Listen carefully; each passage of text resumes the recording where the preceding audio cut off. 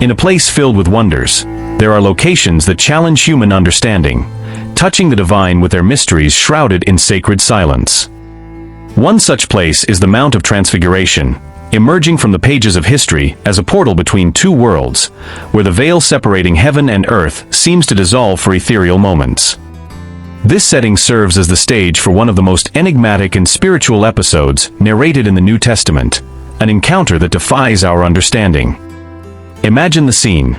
Peter, James, and John, disciples full of faith but still human, follow Jesus on an upward journey to the mountain's peak. With hearts full of hope and minds consumed with curiosity, they can hardly anticipate the divine spectacle about to unfold before their eyes. Upon reaching the summit, the unimaginable happens. Jesus, the master and friend who walked beside them, transforms into a vision of pure celestial light.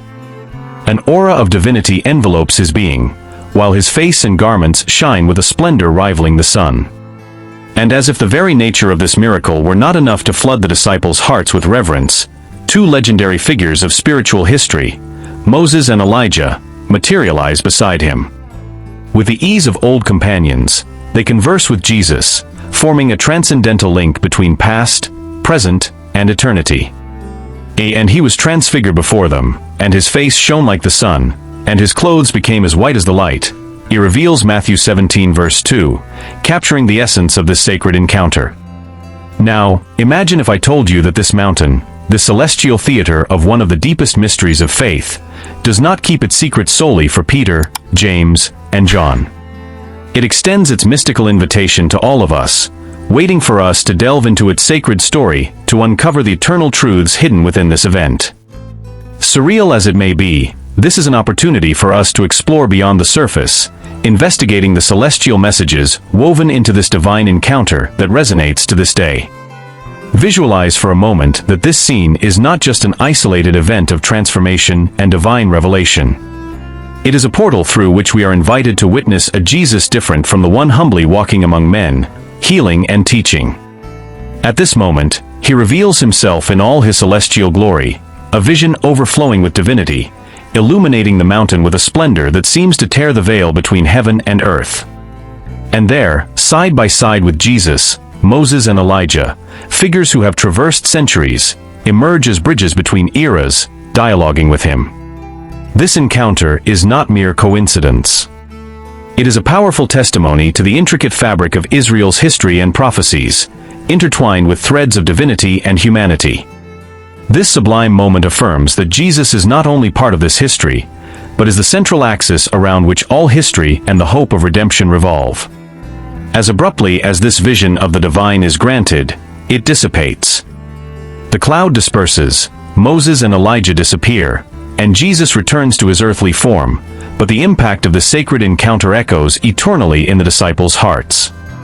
Descending the mountain, the trio of disciples finds themselves in a state of perplexity and reverence, with hearts and minds swirling with what they have just witnessed. Jesus, aware of the magnitude of what was revealed and the impact it would have, imposes a solemn silence. They should not share the celestial vision until he had risen from the dead. This command, shrouded in mystery, sealed their lips but ignited their souls with questions and a deep yearning for understanding. What did that transfiguration mean? And what did Jesus intend by his resurrection? Peter, whose heart seems always to beat more urgently with the moment, cannot contain his emotion and spontaneity. "Ye Lord, it is good for us to be here. If you wish, I will make 3 tabernacles, one for you, one for Moses, and one for Elijah," he offers, as recorded in Matthew 17 verse 4. In this gesture, perhaps Peter wished to anchor that celestial moment in time and space, creating an eternal monument to that divine communion. However, as Peter still articulates his desire to capture the ineffable, a new miracle unfolds. A bright cloud enveloped them, and from within the celestial manifestation, a voice proclaims, "This is my beloved Son, in whom I am well pleased. Hear him." Matthew 17 verse 5. This voice, echoing the divine affirmation made during Jesus' baptism in Matthew 3 verse 17, serves as a divine seal on Jesus' identity and mission. It is a celestial declaration that transcends time and space, reaffirming Jesus not just as a master or prophet, but as the beloved Son of God, the gravitational center of faith and the promise of redemption. As they descended the mountain, carrying with them the vivid memory of that celestial vision, Jesus reiterated the importance of keeping what they saw secret until he had risen from the dead. This command highlighted the Transfiguration not just as a glimpse of Jesus' glory, but as a prelude to the greater narrative that would unfold through his death and resurrection. In obedience, the disciples kept this mystery in their hearts, reflecting on the profound and still incomprehensible meaning of rising from the dead. As narrated in Matthew 17 verse 10, this reflection on the resurrection echoes the story of Moses, a man of pastoral humility elevated by God to lead the Israelites out of slavery in Egypt. Despite his closeness to the divine and his crucial role in the history of salvation, Moses also faced human mortality. Due to a moment of disobedience, he was denied entry into the Promised Land, dying in the land of Moab, as recounted in the book of Deuteronomy. However, Moses' death does not mark the end of his influence or legacy. His presence beside Jesus in the Transfiguration serves as a powerful symbol of the continuity of the divine mission, linking the Old Covenant established through Mosaic law to the New, sealed by Jesus' sacrifice and resurrection. The inclusion of Moses in this sacred moment reaffirms faith in a story of salvation that transcends time and death, offering continuous hope and renewal to humanity. The figure of Jesus emerges as the focal point around which divine love and salvation revolve. He stands out not merely as a teacher or miracle worker, but as the living incarnation of the grace and truth promised by God. In contrast to Moses, who was given to us as the herald of divine law, Jesus personifies supreme grace, bringing to humanity a new covenant based not on statutes engraved in stone, but on God's compassionate heart. The Transfiguration, in this context, weaves a sublime link between the old and the new, between Moses' law and Christ's grace, in an encounter where time and eternity intertwine. The presence of Moses beside Jesus on the Mount of Transfiguration is not merely symbolic. It highlights the uninterrupted continuity of God's salvation plan. Through this sacred union, divine law finds its fulfillment in Jesus' redemptive grace, illuminating humanity's path beyond the constraints of what was written to what was lived, loved, and sacrificed.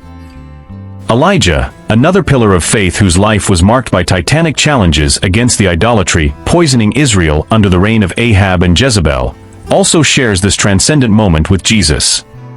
A prophet of fire and fervor, Elijah symbolizes God's indomitable passion for truth and justice, calling the people back to fidelity. His presence on the mount reinforces the message that the call to conversion and spiritual renewal remains as vital as ever. But what, after all, is the Transfiguration, and what does it signify? This event, this turning point in Jesus' ministry, is much more than a mere change of appearance. It is a powerful testimony to his divine nature and his unique role in the history of salvation, a bridge between God and humanity. At this moment, Jesus reveals his divine glory, a glimpse of the power and majesty usually veiled from mortal sight. He demonstrates that he is not merely connected to God, but is the very expression of God, continuing and fulfilling the work begun by Moses and Elijah. For Peter, James, and John, that unique moment on the Mount of Transfiguration was not just a transcendental experience. It was an unshakable confirmation of their beliefs and a promise of the divine wonders yet to come. This event, engraved in their souls, served as a spiritual compass, guiding them through challenges and uncertainties. The incarnation of Christ is described with touching words that detail the atoning sacrifice the Messiah would face, a deeply echoed premonition in Isaiah 53 verse 5. But he was wounded for our transgressions, he was bruised for our iniquities. The chastisement for our peace was upon him, and by his stripes we are healed. These words not only foreshadow the suffering Christ would endure on our behalf, but also highlight the substitutionary and redemptive nature of his death. The Transfiguration of Jesus emerges in the Scriptures as an indelible landmark, an open window to the divine that reveals the essence and glorious destiny of Christ. This singular event offered the disciples and, through generations, all of us, a glimpse of the heavenly reality, anticipating the splendor that Jesus would possess after his resurrection and the majesty that will be fully manifested at his second coming. More than a mere miraculous act, the Transfiguration stands out as a profound revelation, a living promise of the redemptive future awaiting creation under the Savior's reign. In this transcendent moment, Jesus' divine nature was unveiled in celestial splendor, offering the disciples a preview of Christ's resurrected state and foreshadowing the glory of his second coming. This revelation is not just a testimony to Jesus' divinity, but also a guarantee of the ultimate fulfillment of all divine promises, a world wholly transformed, bathed in the light of Christ's glory. The presence of Moses and Elijah during the Transfiguration, symbolizing the law and the prophets respectively, was no coincidence. It reinforces the message that Jesus is the focal point of all divine revelation, the living fulfillment of the prophecies and hopes rooted throughout Israel's history. Through him, the narrative of redemption finds its fulfillment and most complete meaning. The divine declaration that echoed from the heavens, "This is my beloved Son, in whom I am well pleased."